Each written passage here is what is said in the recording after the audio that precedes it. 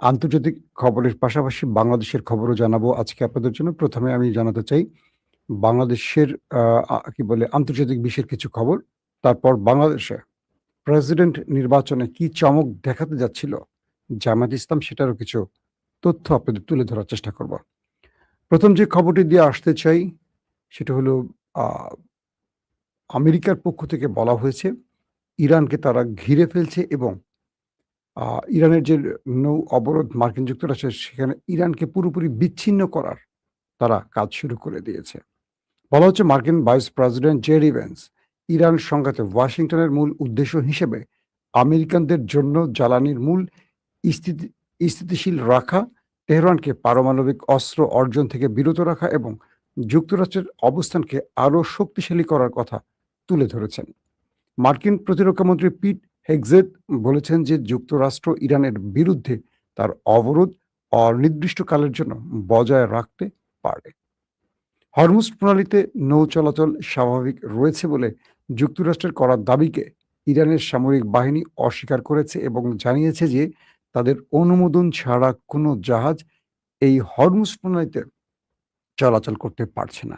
মার্কিন অর্থমন্ত্রী Scott Bessent বলেছেন তেহরানকে বিচ্ছিন্ন করার প্রচেষ্টা যুক্তরাষ্ট্র ইরানের বিরুদ্ধে এমন অর্থনৈতিক ব্যবস্থা গ্রহণ করবে যা আগে কখনো দেখা যায়। এটা হলো আজকের একদম লেটেস্ট এইমাত্র আপডেটগুলো আমি মানে আপনাদেরকে একসঙ্গে জানিয়ে দিলাম। বিষয়টা আসলে কোথায় গিয়ে আটকালো? ইরানকে নতুন করে আরো বড়, বড় অবরোধে ফেলার ঘোষণা দিয়েছে মার্কিন অর্থমন্ত্রী স্কট। যে অবরোধগুলো বা যে নিষেধাজ্ঞাগুলো ইরান দীর্ঘদিন পার করে আসছে এগুলো ইরান আমেরিকার আর তোয়াক্কা করছে না। পাশাপাশি আমেরিকা যে বারবার বলছে হরমুজে তাদের কন্ট্রোল আছে এগুলো আসলে সম্পূর্ণ মিথ্যা কথা।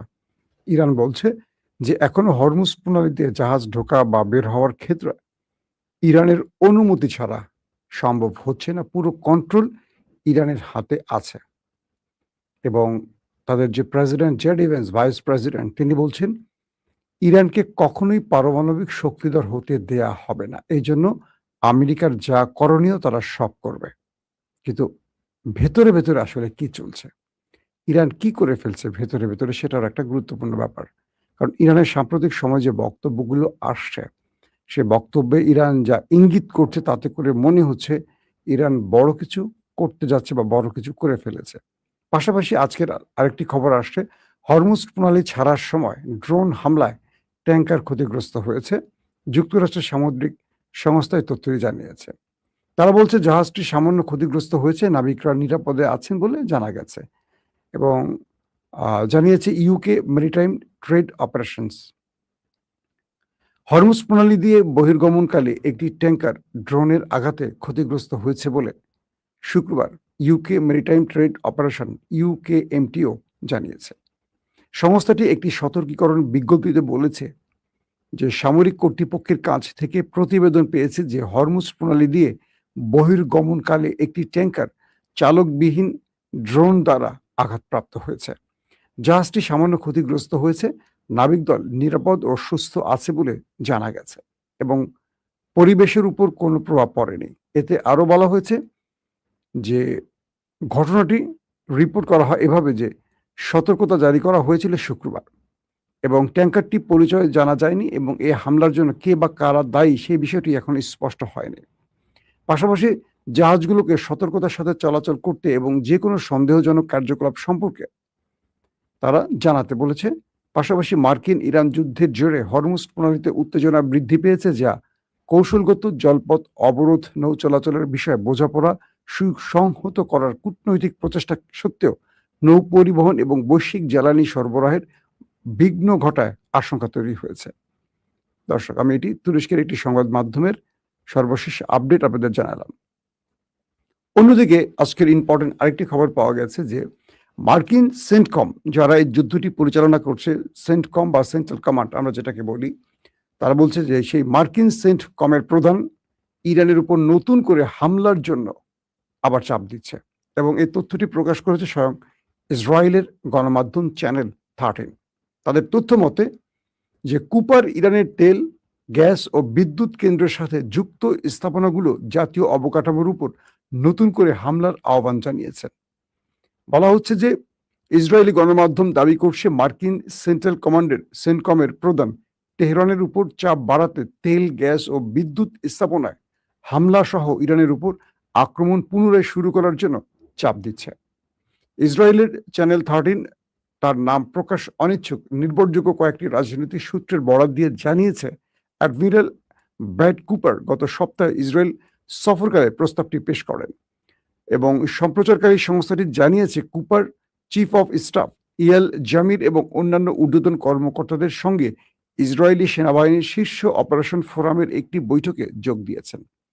সেই রিপোর্টে আরো বলা হয়, কুপার ইরানের বিরুদ্ধে নতুন করে লড়াই শুরু করার এবং দেশের গ্যাস, তেল ও বিদ্যুৎ শিল্পের সঙ্গে সংযুক্ত স্থাপনাগুলো সহ ইরানের জাতীয় অবকাঠামোগুলোকে আবারও ধ্বংসের পরামর্শ দেন।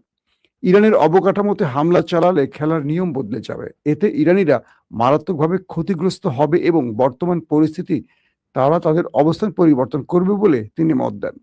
মানে কি সুন্দর বুদ্ধি, বুঝছেন ইরানেরা।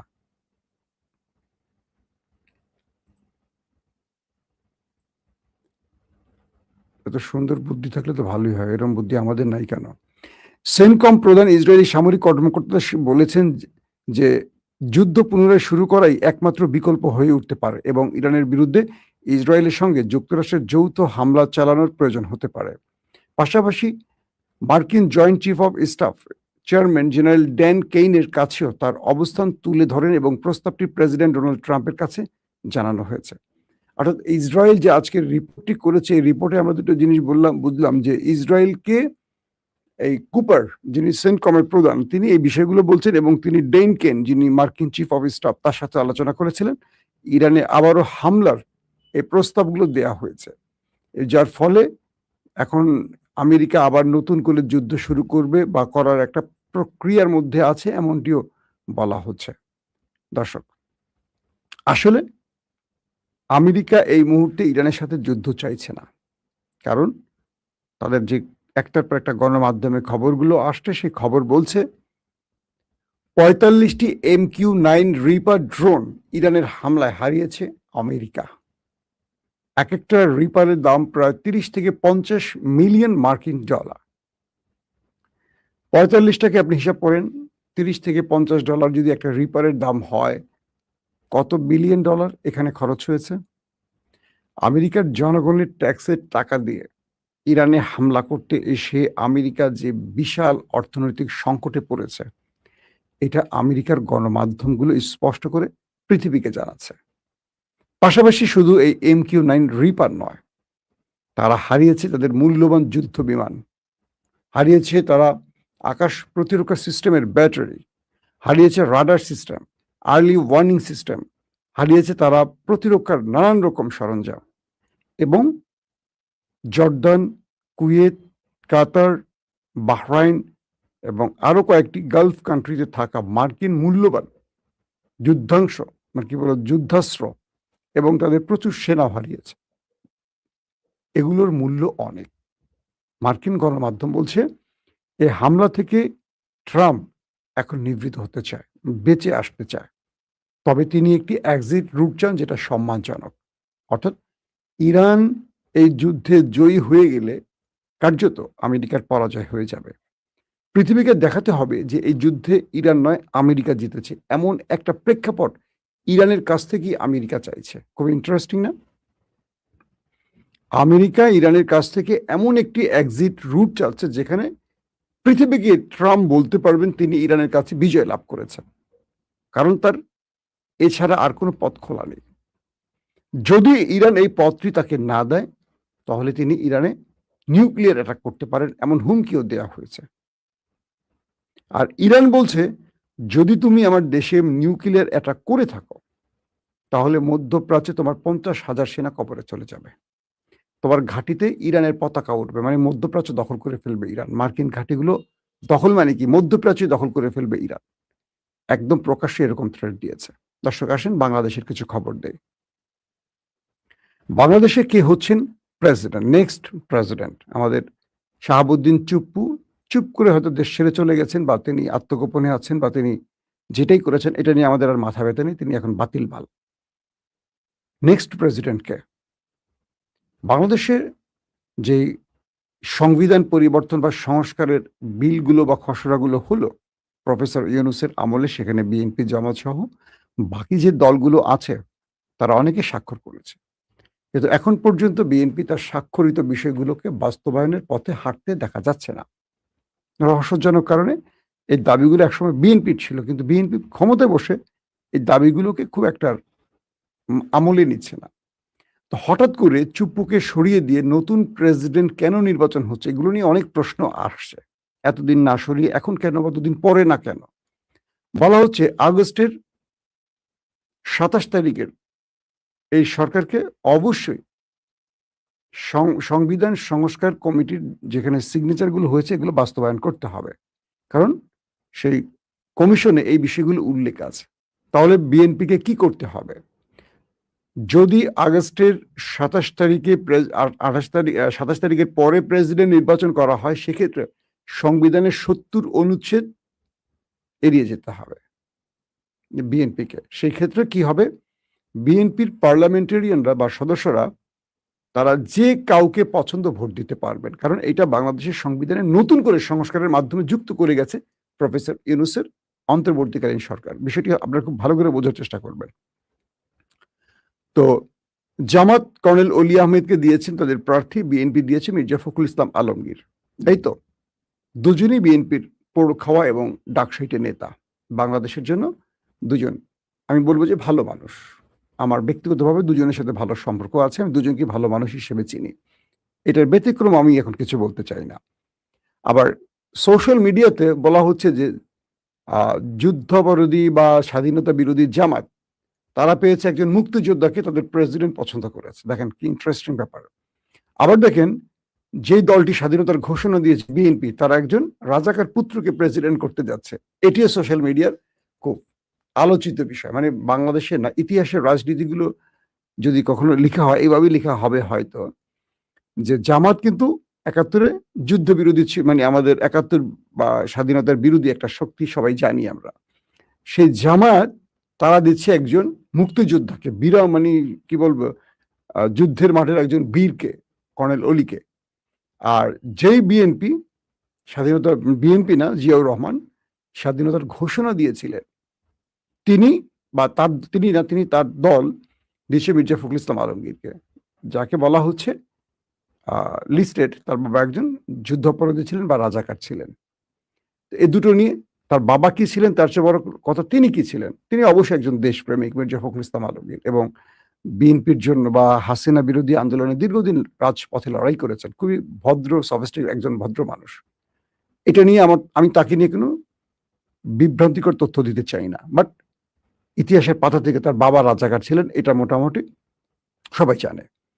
আর কর্নেল অলি কিন্তু মানে একজন বীর ছিলেন, মুক্তিযোদ্ধা ছিলেন। তো দেখেন রাজনীতি কিভাবে পরিবর্তন হয়।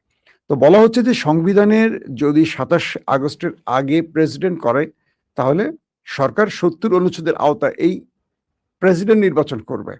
তো সেই প্রেসিডেন্ট নির্বাচনটি যদি হয়, কোনো সরকারি দল বা কোনো দলের এমপিরা দলের সিদ্ধান্তের বাইরে ভোট দিতে পারবে না, তাহলে তার এমপি পদ হারিয়ে যাবে।